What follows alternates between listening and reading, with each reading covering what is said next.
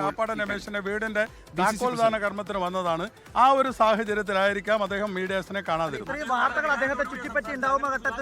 K സുധാകരനെ സംബന്ധിച്ചിടത്തോളം വാർത്തകൾ ചുറ്റിപ്പറ്റി ഏത് കാലത്തും ഉള്ളതാണ്. കാരണം മനോരമ ന്യൂസ് അവാർഡ് കിട്ടിയതാണ്. അപ്പോൾ കെ സുധാകരന്റെ വാർത്തകളിൽ നിറഞ്ഞു നിൽക്കുന്ന വ്യക്തിത്വമല്ലേ?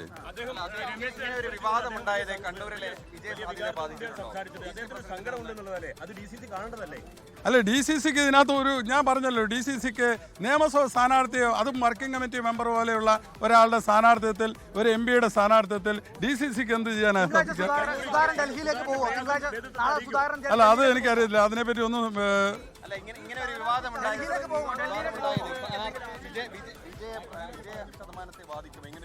ഒന്നുമില്ല, വിവാദങ്ങൾ എപ്പോഴും ഏറ്റവും വലിയ മതേതര ജനാധിപത്യ പാർട്ടിയാണ് Indian national Congress.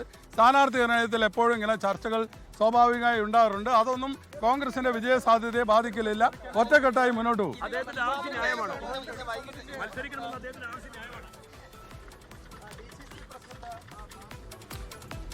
Martin George, Kannur DCC president മാധ്യമങ്ങളെ കാണുകയായിരുന്നു. സാധാരണ നിലയിൽ അദ്ദേഹം ഒരു ചടങ്ങിൽ പങ്കെടുക്കാൻ വന്ന് അദ്ദേഹം മാധ്യമങ്ങളോട് പ്രതികരിച്ചിട്ടില്ല. ഇതിനപ്പുറത്ത് മറ്റു കാര്യങ്ങളൊന്നും ഇല്ല എന്നാണ് മാർട്ടിൻ ജോർജ്, കണ്ണൂർ DCC പ്രസിഡന്റ്, ഇപ്പോൾ മാധ്യമങ്ങളോട് പറഞ്ഞത്.